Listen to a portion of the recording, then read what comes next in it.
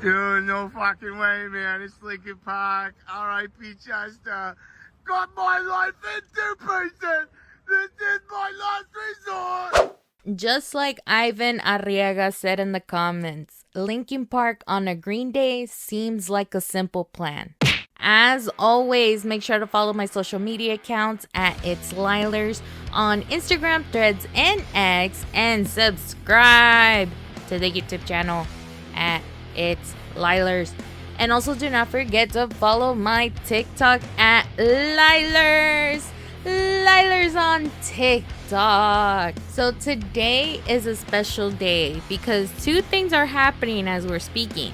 Toshi, my oldest dog as we speak, is turning 11 years old today. So happy birthday, my little Poshi. Ever since I remember getting her, she was just something else. So she was my first female dog, just heads up on that. And she happens to be the daughter of my oldest dog, who unfortunately is no longer here with us. So yeah, she is now my oldest dog, 11 years old. So she's a Chihuahua mix with Corgi, Australian Shepherd. So she's like this really big Chihuahua. So yeah, she's very sassy, typical Chihuahua. But the thing with her is that she still barks at strangers just like her dad. Still gives that resemblance just like her dad. And so I'm like, oh, my poor baby. Hopefully she gets to be here for more years to come. The other thing that's also happening is that exactly a year ago, one of my TikTok videos went viral. And that's the thing. I reposted it with the additional title that says a year ago today. And already I think I'm getting new comments of different people talking about their horror stories. So just a little background of what happened in that video. So basically me and my nieces, well, and my brother and my sister-in-law, we were all Black Friday shopping at an outlet mall. And me and my nieces were just bored that we just decided to sit down. And we were waiting on my brother, who happens to be, I think it was the Polo Ralph Lauren store or whatever. And we were on the side where there was this big ass sign that says, use the other entrance, because they closed those double doors to avoid, I guess, theft. Because it is Black Friday. Everybody's, shopping at stores, trying to get the best deal. So they close off that section. And then on the other side of the entrance was like a big massive line, and they were like allowing a certain amount of people to go inside the store to shop. So while we were waiting, I couldn't help but to notice the amount of people that will actually try to open the side where it was closed. And again, there was that big massive sign that says use the other entrance. So I told my nieces, I'm like, should I just make a TikTok video off of this? Because this is too much. I think at the time when I started recording, about maybe 20 people have already tried to open that door. And that's my thing. I think logically speaking, if you ignore the sign, obviously if there's a door locked, common sense will be stop trying to jam the door open. That's the common sense. But no, these people, again, ignored the sign and just kept shaking that door to see if it will just magically open. And yeah, I started recording people.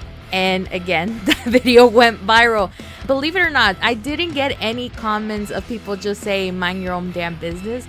Everybody just started commenting their horror stories of what they went through when they were working retail or currently working. So now in this newly posted video, and I did not know that it was gonna blow up once again, but people were telling me their horror stories. So I want to take a minute and appreciate the retail workers. I no longer work in retail, by the way, thank God.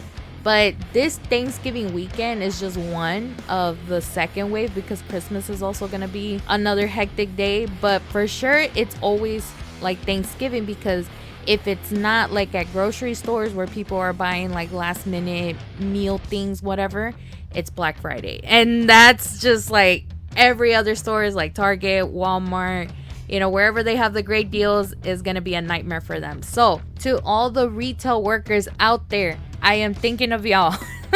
Like if I pray, I am praying for y'all. So there's that. And with that being said, luckily to those people that have been commenting on this video are going to get some shout outs based on what they have told me in this video. So this is what I mean. Like, people that would tell me this shit, obviously it pisses me off that they have to endure this. And I remember, like, I had a few horror stories whenever I worked in retail. To this point, you know, I'm still waiting for that one rude customer that told me that she was gonna post a video of me being rude to them on YouTube.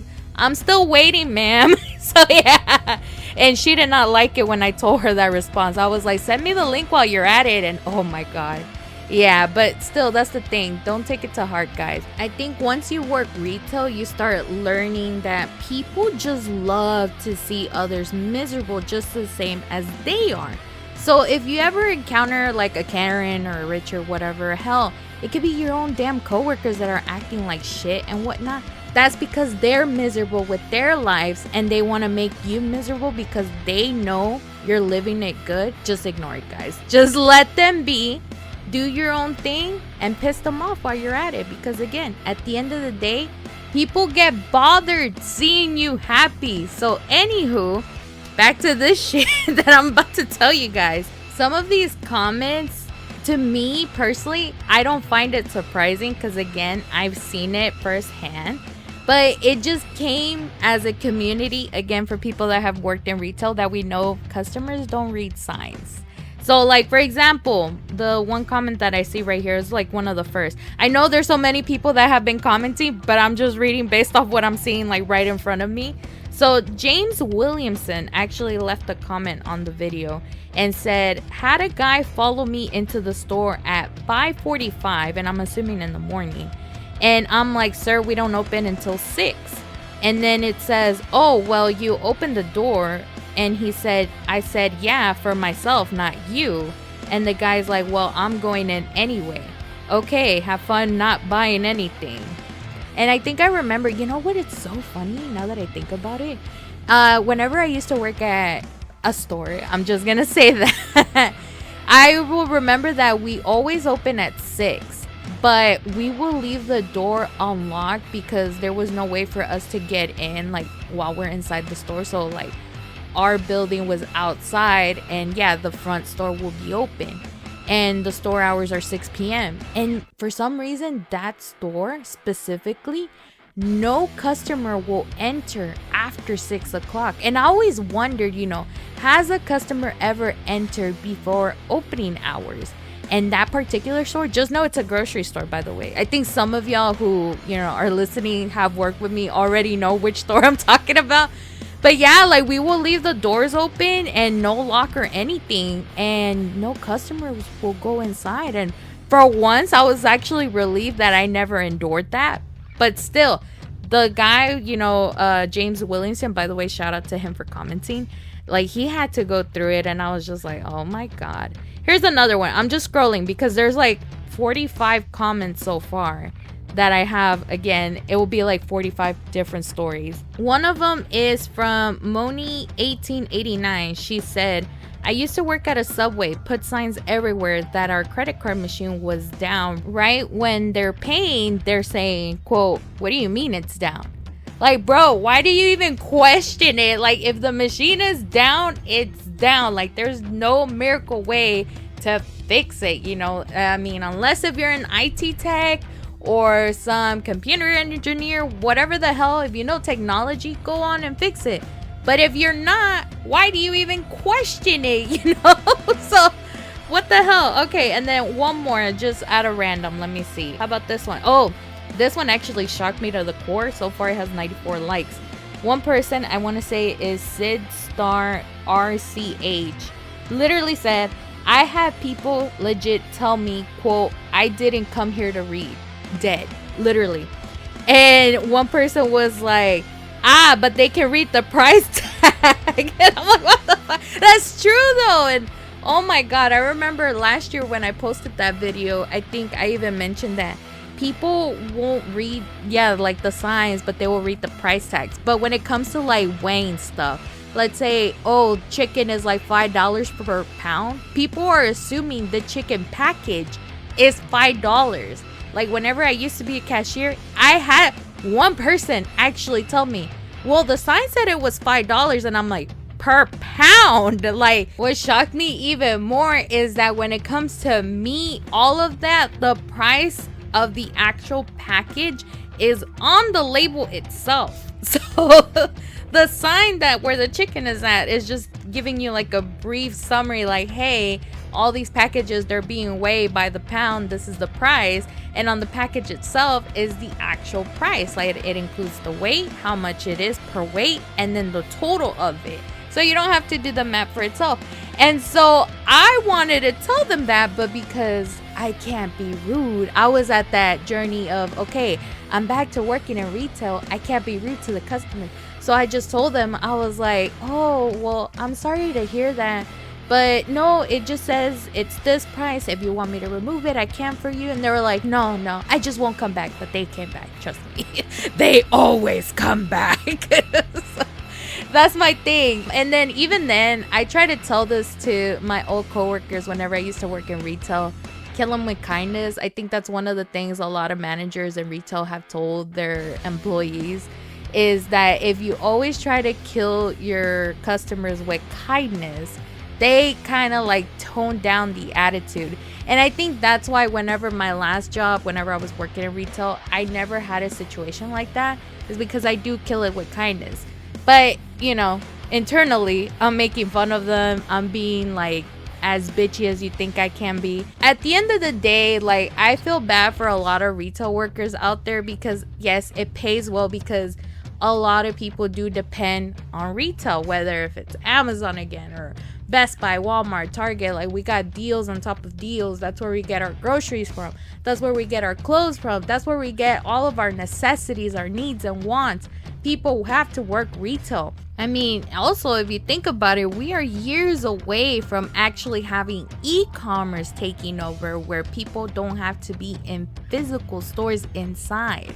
I feel like, you know, later on the baby boomers are gonna die off, so that way they don't have to complain about new technology and whatnot.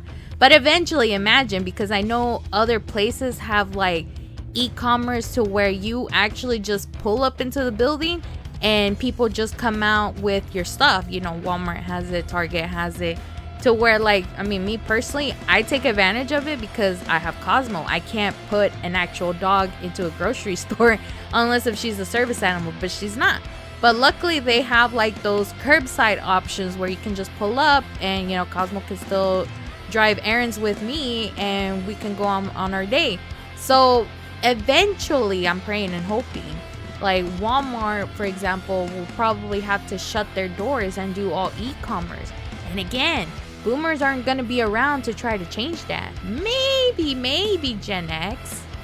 I don't think millennials are going to complain about it. If anything, they're going to be grateful. Like, finally, maybe Gen X are going to be our new enemy. And they're going to be like, oh, no, I can't do this. I got to be physically in the store. I don't know. But again, it is years away. And if that ever does happen, will we finally know world peace? I don't know. But I just realized I ramble so much about it. I'm like, oh God, we still need to talk about pop culture. But it's okay because we don't have that much to talk about. But really quick, the moral of the story is please be kind to all the retail workers out there, whether, again, if it's groceries, whether you're at the malls, hell, if you're cursing on Amazon on your phone, just be nice to everybody, especially the delivery drivers that are doing all of that, you know, delivery. If you guys want to just like leave out water, snacks, whatever for them, they have it hectic too. Please be kind to everybody, especially because Black Friday technically started a week before. Like, what's that all about? Is it even Black Friday if it's Monday to Sunday for 2 weeks straight, you know? But another thing I also want to point out, since Thanksgiving week is coming up, there will actually not be a podcast episode next week. What? And she's doing another break. Yes, I'm a human. I need a break too, okay? So I'm actually gonna be with my brother and we're like making plans and whatnot. So I'm trying to make the best out of it for the holiday season, because I don't want to just say, oh, I gotta, you know, be home on this day to record the podcast. No, like, come on, guys. I need a break. So there's that. But if you are in Houston, you guys might find me at Meow Wolf. Yeah, so we finally got a Meow Wolf over here in Houston. And I was like, I really want to go because I was complaining that, you know, they built a Meow Wolf in Dallas. And the one that I went to was over there in Albuquerque. So I'm like, it's been a while. So I really want to go and check it out, see what it's all about. And then there's also going to be a Survivor Series War Games watch party coming this Saturday. And hopefully I can make it. But for sure, I will be back on December 8th to talk about the results of War Games. So we're going to be talking about just one thing from that PLE this week. And then I'm also going to be talking about the Game Award nominees, Coachella, and other things you may have missed in pop culture. So without further ado, let's go ahead and get this episode started. So last week I slightly mentioned the Jake Paul and Mike Tyson fight having some streaming issues with Netflix. Well, already someone is suing the platform for poor streaming quality. Why is nobody suing Netflix about the drastic increase in subscription prices? Hello? At the same time, I'm praying and hoping Netflix really does get it together. As mentioned earlier, WWE is already promoting that Raw is coming to Netflix. And keep in mind, it's just Raw. We haven't heard anything with SmackDown yet, so I'm assuming they're still going to be in the USA Network, and then NXT is still going to be in the CW channel. So we'll see how that's gonna go, and I'm praying and hoping it goes smoothly whenever January 6th gets here. Now let's go ahead and kick off the movies category. I just realized this weekend we were supposed to get moaned. What I mean by that, we were supposed to get Wicked and Moana 2, but it looks like Moana 2 got pushed until next week. Instead, we got, I don't know if I'm gonna pronounce it right. I made this word up just so y'all know. But instead we got Wikiator this weekend. So basically, Ariana Grande is battling against Pedro Pascal. Side note, yes, I did watch Moana, by the way, this week, and I really liked it. So I'm kind of looking forward for the second movie. So maybe movie review. Anywho, but let me go ahead and talk about the Rotten Tomatoes score. I have not seen both of these movies yet. But so far, Wicked is what's winning everything. So right now, the Rotten Tomatoes score is standing at a 90%. And it has a 97% audience score. Gladiator 2 is standing at a 71% Rotten Tomatoes score and an 84% audience score. And then in the terms of the box office, Wicked actually debuted with 114 million for opening weekend. So far, we don't got the numbers for Gladiator 2, but you kind of already know from that. I'll probably watch the movie Wicked for sure this coming Thanksgiving weekend, just out of curiosity. But I haven't seen the first Gladiator, so I'm sorry, Pedro, but I gotta skip Gladiator 2 for now. Anywho, the next thing I also wanted to talk about is the movie How to Train Your Dragon live action film released the trailer. I did not know this was happening. I actually checked all of my drafts from the previous years, and not once I have mentioned it, or maybe I did, I just don't remember. But I also haven't watched the animated film, but I did see like a compare and contrast from IGN, and so far everything looks great. So I have a feeling this movie might actually do well, and so far it is scheduled to release in 2025. Hooray! The next thing we need to talk about, Robert Pattinson has been casted in the upcoming Christopher Nolan film. And we've been talking about it. Here's the thing. They have a jam-packed cast for this movie. We mentioned Tom Holland, Matt Damon. I'm now finding out Zendaya is going to be on here, Anne Hathaway, and Lupita Nyong'o. I don't know if I'm pronouncing her last name right. But then we have Robert Pattinson. And it's like, this movie hasn't even been releasing like a title or the plot, and already is hyped. So I'm excited. And we cannot say that there's gonna be a bad Christopher Nolan film. Like Tenet, had a missed opportunity because of the pandemic and everything, but I have a feeling this upcoming movie is gonna blow our minds yet again. Now let's go ahead and move it along. Remember how last week I briefly mentioned Spider-Man Beyond the Spider-Verse? Well, it looks like the marketing is already starting. There has been sightings of a massive Spider-Man logo of Miles Morales in Chelsea, New York at West 15 and 7th Avenue. The neighborhood appears to reference Gwen's community in the comics, so what could this possibly mean? I'm praying and hoping we actually do get this movie like in the beginning of 2025 instead of waiting until God knows when. But once the trailer comes out, we'll definitely be talking about it. Now let's go ahead and talk about Denzel Washington. So he confirms that Equalizer 4 and 5 are in the works. If you think about it, until he's 90. But since he did mention retirement, could that possibly mean that the 5th movie will be wrapping up the movie series? Now you know.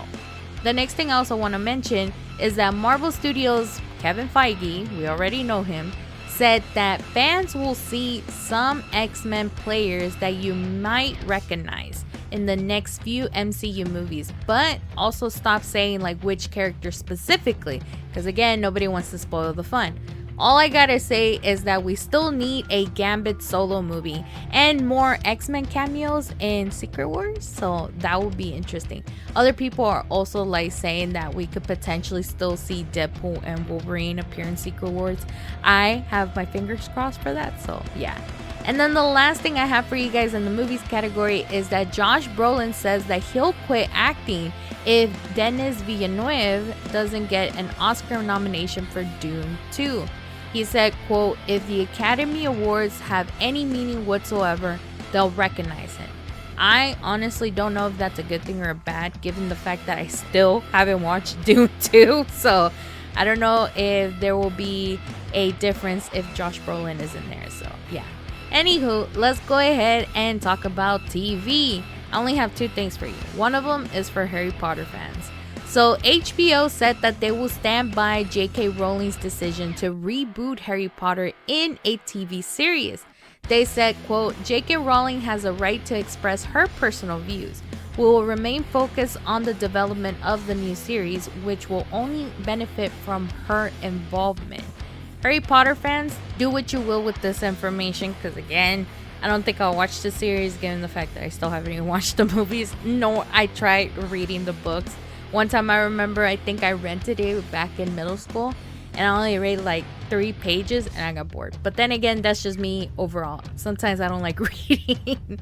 And then another thing that Harry Potter fans should keep in mind, if you guys are not fans of this upcoming development, just know that TV series can get canceled with low viewership. So yeah. Anywho, the last thing I have for you guys, if you guys grew up watching The Simpsons, you remember how long that show has been running, but you never expect that maybe one of the voice actors are going to be announcing their retirement. Well, that's exactly what happened now. So, Milhouse's voice actor, Pamela Hayden, announced that she will be retiring from the show after appearing to almost 700 episodes.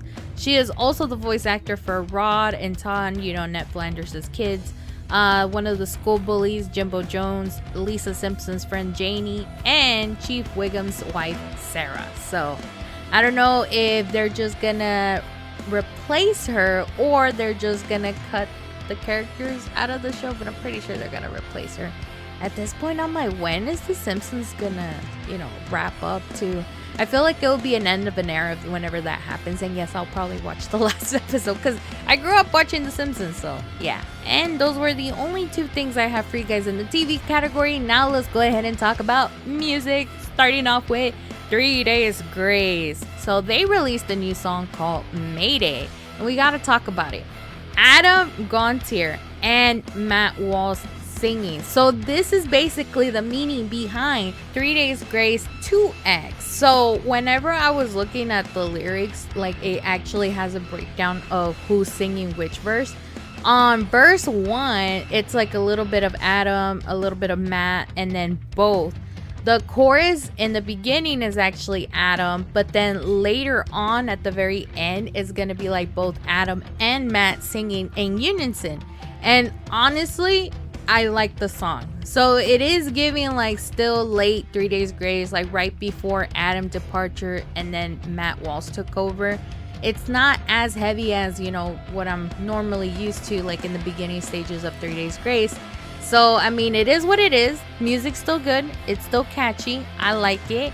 And at the same time, I'm actually excited because I don't know any bands that have like both the original and the new lead singer in the band at the same time, and I really love it. So I can't wait to see whenever they do release the album, just so we can analyze and see how it is. But I'm glad that Adam is back to 3 Days Grace and actually collab with Matt Walsh and then giving a different energy for the band. Definitely go check out the song and the music video. It's available on YouTube right now. Now let's go ahead and move it along. Ghost is now entering the comic book business and will be releasing the C-Store Imperator story. So our saint, Tobias Forge, is collaborating with Dark Horse Comics and will be releasing a 4-series story that will allow fans to discover C-Store's truth. And we will have to wait until March 5th, 2025 for this comic book to release. So I can't wait. I'm praying and hoping I get my hands on the first issue, and then we'll probably do a review on it. See, comics, I can actually read. Anything else, I will fall asleep. So there's that. So we'll wait until then. The next thing I wanted to talk about, with Knock Loose now being Grammy nominated, they are set to perform on Jimmy Kimmel Live on November 26th, literally in 2 days. My question is, will Poppy be there? Because I have a feeling they're going to perform Suffocate, since that's the song that they got nominated for. But I also have a feeling that they will probably perform outside of the building in the open stage that they have. All I gotta say too is that I better see a mosh pit. So if you guys are attending, let loose. Now let's go ahead and move it along. So Rammstein's Flake. I'm saying it like that because that's how Till Lindemann said it. But he released a holiday album called Flake Feiert Weihnachten. I think I'm pronouncing that right. But in other words, Flake celebrates Christmas. He also released 3 music videos for y'all to check out. And once you hear it, it's definitely his music style. Here's a fun fact though. I actually read it on Rammstein's social media. 100% of all profits from the project will actually be donated to the Arche Kinderstiftung, a charity organization that fights against child poverty in Germany. So even more reasons why y'all need to go support. Now let's talk about Coachella. So Coachella announced their lineup next year, and it looks like the rock genre is slowly getting involved. So Coachella is going to be taking place on April 11th to the 13th and April 18th to the 20th. So on Friday, April 11th and the 18th, the big headliner is Lady Gaga's. And then after that, we see artists like Missy Elliott, Benson Booms. We also have Lisa, The Prodigy, FKA Twigs, Glorilla is also in here, The Go-Go's, Tyla, 3-6 Mafia, and more. Then on Sunday, April 12th and the 19th, the headliner, surprisingly, Green Day. What? Yeah, I'm surprised too. But then after that, we have Charlie XCX, The Original Misfits. What? Anita, Ivan Cornejo, Clyro. We also have T-Pain, and to top it off, Jimmy Eat World, and more. I'm like, what the heck? So yeah, that was where I'm saying rock is slowly coming around. And then lastly, on Sunday, April 13th and the 20th, Post Malone is headlining, and then we also have Megan Thee Stallion, Zedd, a lot of other artists that I'm not familiar with, but then I also see Shabuzi and Ty Dolla $ign. So I'll just leave it at that. There's more artists on there, so definitely check it out if you guys are planning to go to Coachella. And then at the very bottom of all of these artist lineups, we have Travis Scott. So again, I know last year it was No Doubt, and I was like, what's the whole point? Like, are they gonna be performing like all the weekends consecutively? I still don't know because I don't go to Coachella. And that's the thing. I've seen the horror stories from Coachella, and yet people are just there to have fun. They don't care about how hot it's gonna be, how miserable people are gonna be waiting around for the stage, all of that. So I'm like, okay, y'all do that. I'm just gonna watch from afar. Also, tell me why I find out about the lineup through Knotfest's social media. I'm like, that threw me off. I would literally just see it from other platforms, but not Knotfest. So that was a first. Anywho, let's go ahead and move it along. Poppy also announced her tour following the release of her new album, Negative Spaces. So the tour is called They're All Around Us, and it says with special guests. Who? I don't know. It just says right here. She's going to be kicking off the tour on March 11 in San Francisco, California. And then she's going to end it on April 23rd at LA. And fortunately, we have a stop in Houston on April 16th. But then she's also going to be in Austin and San Antonio. So hooray! Tickets are now on sale if you guys are interested in seeing her live. The next tour announcement is Falling in Reverse is also heading to Australia next year. They're calling it the Popular Monster Tour to Australia World Domination. They will be joined with special guests Black Bill Brides and Hollywood Undead.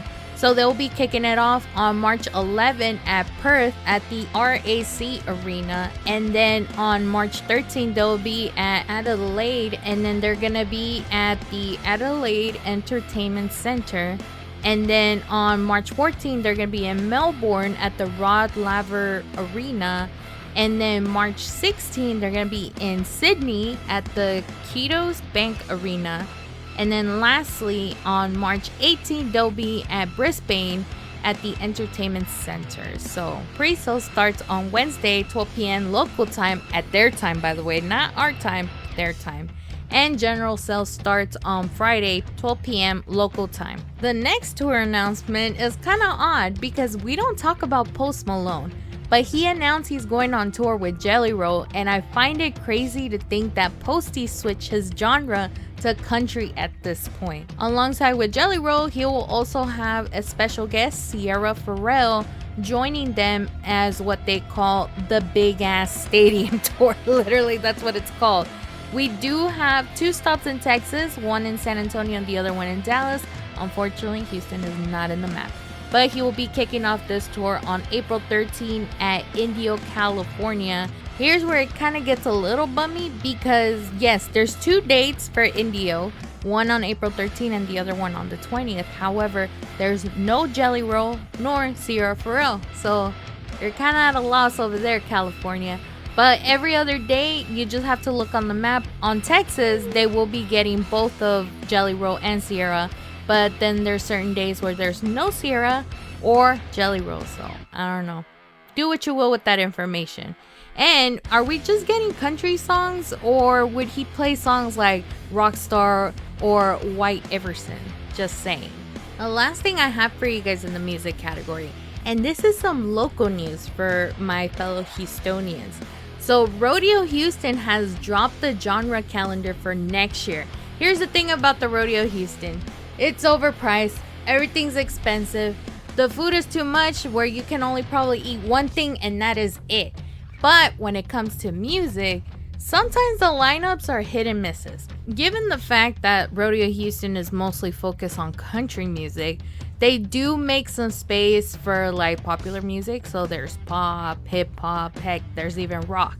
So let's go ahead and talk about this genre calendar. So Rodeo Houston is going to kick off, I believe maybe March 4th, but it's probably going to be before that because they also have like a cook-off thing and there's no like music or anything. But for opening day for sure, March 4th is going to be country. March 5th also is country, but that is for Armed Forces Appreciation presented by Crown Royale. And then March 6th, we got pop music so far. Okay. And then for March 7th, for Black Heritage Day, is going to be R&B/hip hop. I'm over here, like, this is my little theories. Now that we have 50 Cent and Drake as Houstonians, just go ahead and put them out there.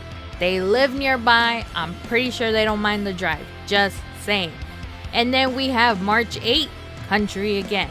Then this is where it gets interesting because we only have one day for this genre.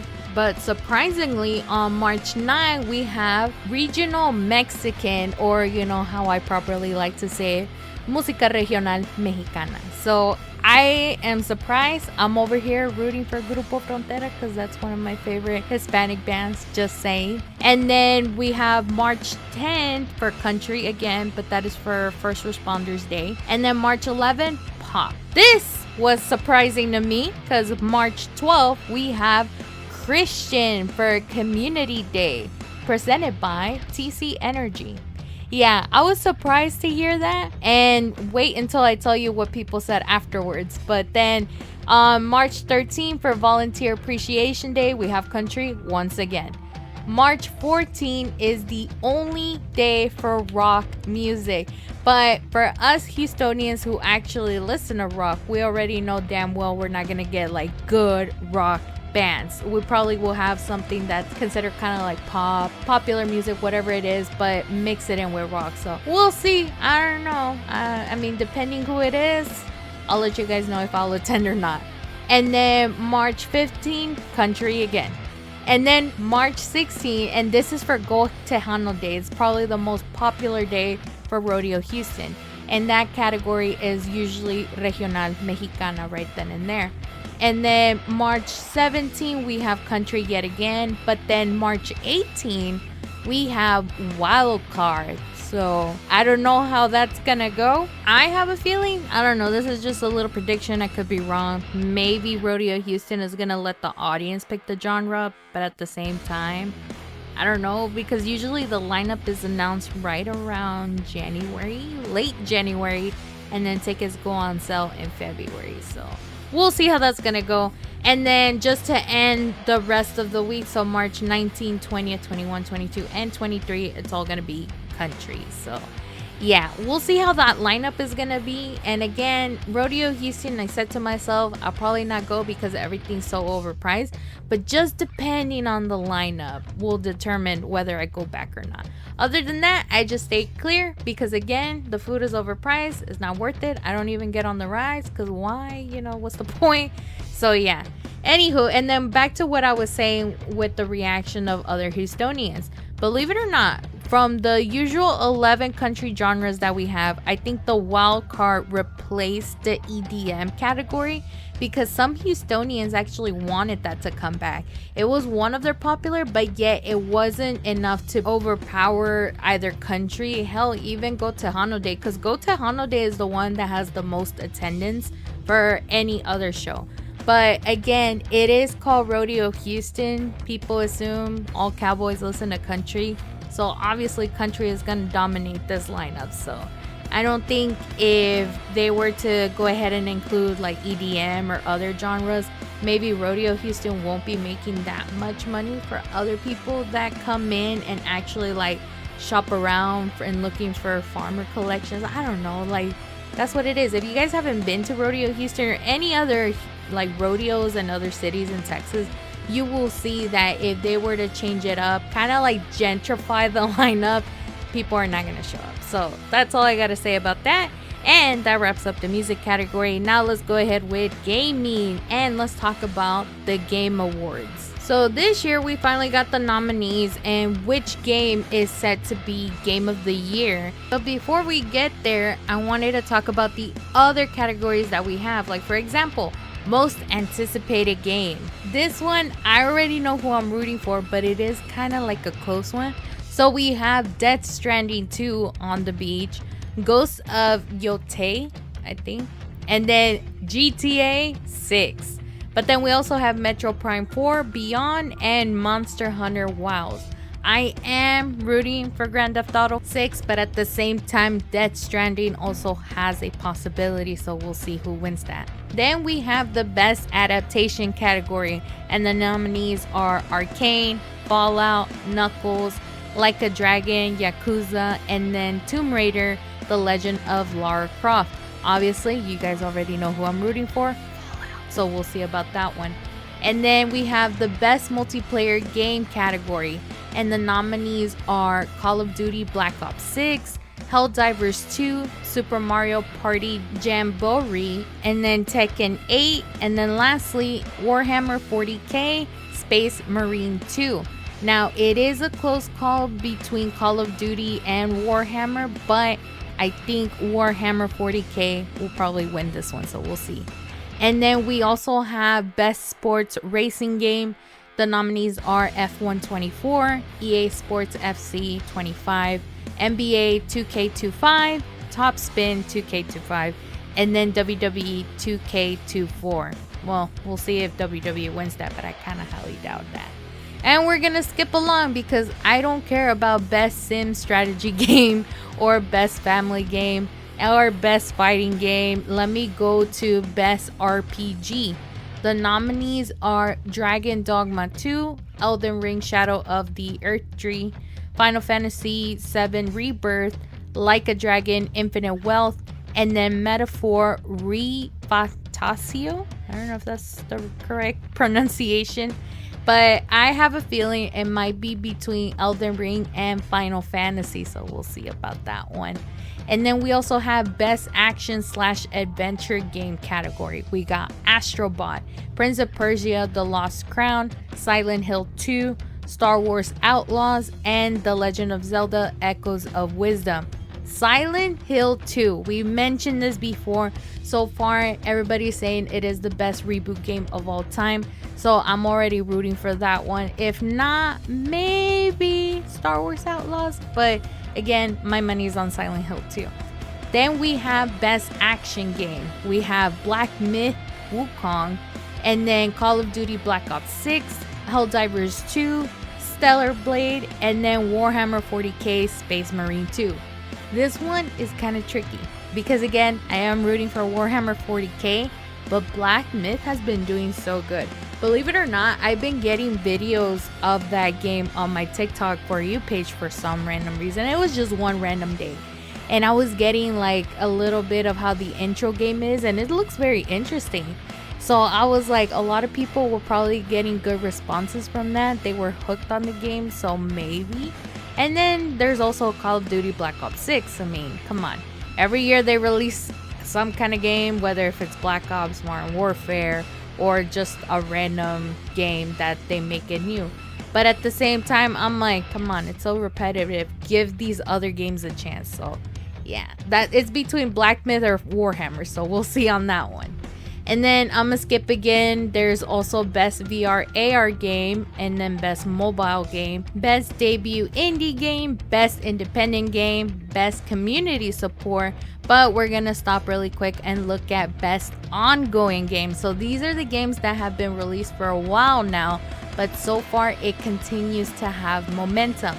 And the nominees are Destiny 2, Diablo 4, Final Fantasy 14, Fortnite, and Helldivers 2. I have a feeling Fortnite, only because we've been talking about it, even though as much as I hate talking about it, but it's been having its momentum based on all the collaborations they've been having, whether if it's like Disney, Metallica, musical artists, all of that. I feel like Fortnite has been doing good of becoming an ongoing game. So anywho, let's go ahead and move it along. There's also the category for games for impact that I'm just not going to talk about. And then innovation and accessibility. And then best performance, best audio design, best score and music, best art direction, best narrative, best game direction. But we're going to go ahead and look at game of the year. So yeah, there's like a few things getting there towards the finale. But I'm like, no, I'm not going to ramble so much about it. So yeah. Game of the Year nominees. Ready for them? Starting off with Astro Bot. Then we have Balatro, Black Myth: Wukong, Elden Ring: Shadow of the Erdtree, I think I'm pronouncing that right, Final Fantasy VII Rebirth, and Metaphor Refantasio. Personally, again, I am kind of rooting for Black Myth: Wukong. I haven't played it, but I've seen the gameplay. It has been different compared to other video games that I have been complaining about, that I'm like, it's the same. Find something new. Black Myth happens to be that and something new. But then again, there is a possibility Astro Bot might take the cake on this one, because I noticed how many nominees they had in different categories. So here's the thing, just to summarize, Astro Bot had 7 nominees. Black Myth: Wukong only had 4. And the thing is that Astro Bot's not the only one with 7 nominees. We also have Final Fantasy VII Rebirth. But then Metaphor Refantasio had 6 nominees. Balatro had 5. Silent Hill also had 5. And then tying with Black Myth: Wukong at 4, we also have Helldivers.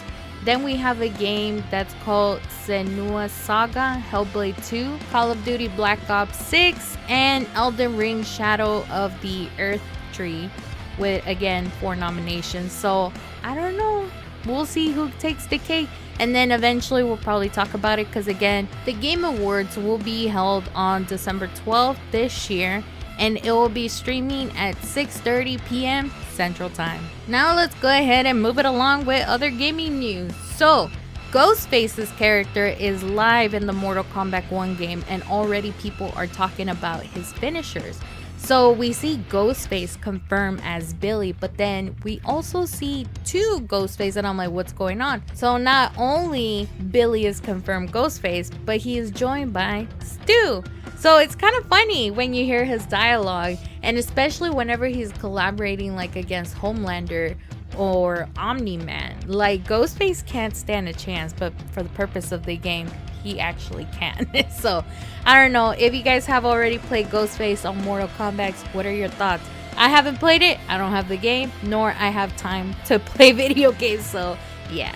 Anywho, and then the last thing I have for you guys, since technically, again, Black Friday is already happening this week, I still don't know why. Here is a list of video games that you guys may consider on purchasing for Black Friday, all based on Culture Craves' list of highest selling fighting games. It's funny because it's not even top 10. We have, 10, 11, 12... 13 games, but the last 4 are considered in the 9th spot because all 4 games have grossed over $10 million. So kicking off this list, we have Street Fighter 5, and then we have Tekken 5. Then we have Dragon Ball Xenoverse 2 and Dragon Ball Fighter 2. Now moving up the list, at number 8 we have Mortal Kombat X at 11 million. Number 7 belongs to Naruto Shippuden Ultimate Ninja Storm 4, and that one grossed at a total 11.9 million. Number 6 goes to Tekken 7 at 12 million. Number 5 we have Super Smash Bros. Brawl at 13.32 million. I don't think you can play that now because, well, you'll see why. And then number 4 we have Mortal Kombat 11 at 15 million. Number 3 we have Super Smash Bros, but that one was for the Wii U and the DS, so yeah, that's not gonna happen anymore. But that one was at 15.02 million. And then number 2 spot, surprisingly, belongs to Street Fighter 2, and that one is at 15.5 million. But then again, the number 1 spot, and that is probably the most recommended game for you guys to play with friends and families, and that happens to be Super Smash Bros. Ultimate. And that is really the highest grossing because it literally doubled Street Fighter 2, standing at a 34.22 million. Sweet Jesus. But yeah, no, that game is pretty cool. I'm surprised like Mario Kart is not in here, but oh well. But yeah, if you guys are probably wondering, oh, what games we should play, that will be one. Unfortunately, it's only available for the Nintendo Switch, so yeah, do what you will with that information. And that was the last thing I have for you guys in the gaming category, and we're about to wrap up this episode because I only have one thing in the wrestling category, and that is WWE Survivor Series War Games. I only have technically 2 things to talk about. So one thing for the women's match that's going to be coming out, something happened to Jade Cargill, and she was supposedly written off from the storylines. And I don't know if this is a rumor or not because the source that I saw it from, it's not legitimate, and I haven't seen other sources confirm it. So again, I don't know if this is a possibility given the fact that War Games is literally this coming weekend. So Jade Cargill on Sunday, she was basically landed on a windshield of a car and supposedly was rushed to the hospital. And the source says supposedly that she had a legitimate injury, but they haven't said what it is. But with that being said, there's a possibility that Jade is gonna get replaced by Bailey. So I'm like, I guess at the same time, this whole storyline made no sense, but we'll see what's gonna happen. And then there's a video that WWE posted literally today, and I happened to comment it on Instagram, where Rhea is over there carrying Io Sky, and Io's like having the time of her life. And you know, they're still promoting War Games and whatnot.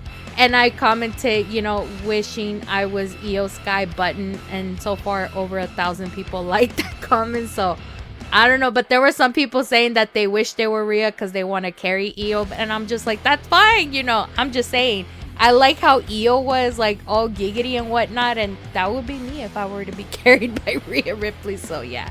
Now the other thing I wanted to talk about, and this is probably like a hear me out kind of discussion. So the Wiseman, Paul Heyman, returned to SmackDown and joined the OG Bloodline, but not as like the fifth member. No.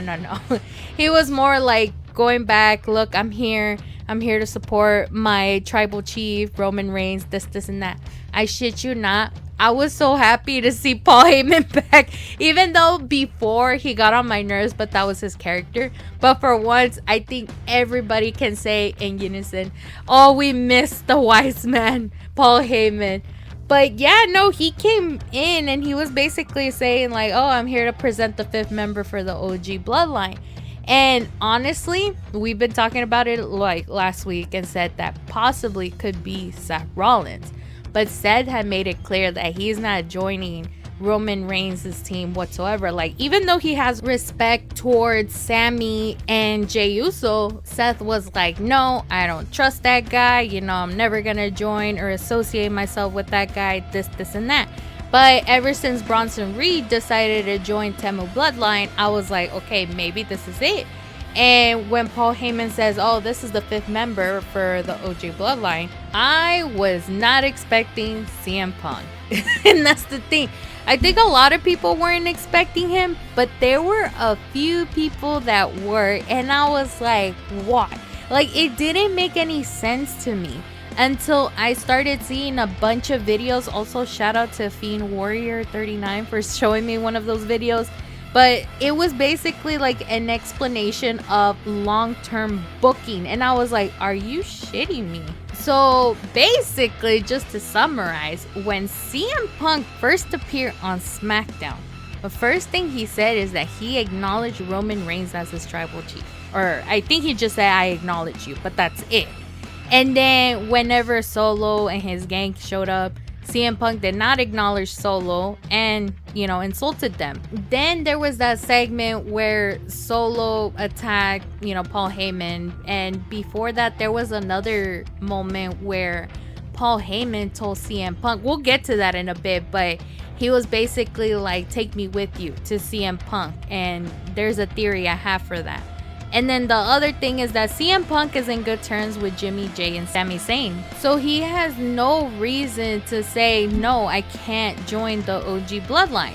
So that's one, okay. Then there's that other booking where Seth Rollins might find this whole CM Punk joining the OG Bloodline insulting to the point that he's gonna have to challenge him. And then we have another storyline that might extend all until this coming WrestleMania PLE. So that's another one. But again, hear me out on this one. That whole segment that I told you earlier, where Paul Heyman tells CM Punk, take me with you. Could this possibly be Paul Heyman becoming the wise man for CM Punk and not Roman Reigns? What if, hear me out again, but this will be like after WrestleMania. I have a feeling because again, if Seth Rollins and CM Punk is going to happen this coming WrestleMania and Roman The Rock is also going to happen this coming WrestleMania, maybe after that, what if Roman versus CM Punk for the custody of Paul Heyman? Or, you know, I highly doubt this might happen due to the circumstances, but what if Brock Lesnar also comes back because Papa H said Brock is still under contract, and then maybe a triple threat match for the custody of Paul Heyman? Worse, what if somebody out of those three have a Money in the Bank briefcase? I swear to God, forget the championships. Paul Heyman is the ultimate prize. Whoever wins is absolutely the Grand Slam champion. Oh my God. The things I say, I swear. This is why I love the podcast. Sometimes I blow my own brains out. So yeah. But I don't know. Honestly though, I do think everybody who explained it to me like that, it makes total sense. Because again, in the beginning, I was like so confused. Like, why? Like, this doesn't make sense. But now I'm like, oh my God. It's like the little things we don't pay attention. And yet Papa H said, no, we're gonna make it right. Like, it's not random. I mean, the women's match is kind of random if you ask me. But I get it. Liv and Rhea still have their differences, but that's a whole different thing. But with the men's, oh my God. Even though we expected like Zilla Fatu to come in or The Rock, I'm like, this probably kind of takes the cake because, again, long-term booking. So we'll see how that's going to be. And unfortunately, that's going to be all talked about on the following week because, again, next week we're not going to have a podcast episode. So yeah, that actually wrapped up this week's episode. As always, make sure to follow my social media accounts at It's Lielers on Instagram, Threads, and X, and subscribe to the YouTube channel at It's Lielers. And also do not forget to follow my TikTok at Lielers. Lielers on TikTok. So yeah, that video is still blowing up, by the way. The one that I was talking about with retail problems, all of that. I got more comments on there and people still telling me about their horror stories. And oh my gosh, I wish I could read them all. Honestly, I wish I could. But yeah, we're out of time. I mean, yeah, I still haven't hit the hour mark. But at the same time, I don't think you heard Cosmo earlier. She's kind of whining in the background. She's like, hurry up. So yeah, again, as a friendly reminder, next week there will not be a podcast episode because I will be on Thanksgiving break. I am a human. I need my break as well to spend time with friends and family, mostly with Cosmo. But yeah, we're gonna play some games, have fun, go out, explore Houston because I still haven't fully explored the city. So there's that. But I will be back on the following week on December 8th. We're going to be talking about the results of Survivor Series War Games. You guys already heard my theories. And then whatever else you may have missed in pop culture. So, as always, I hope you guys did enjoy this episode. And I will talk to you guys on the next one.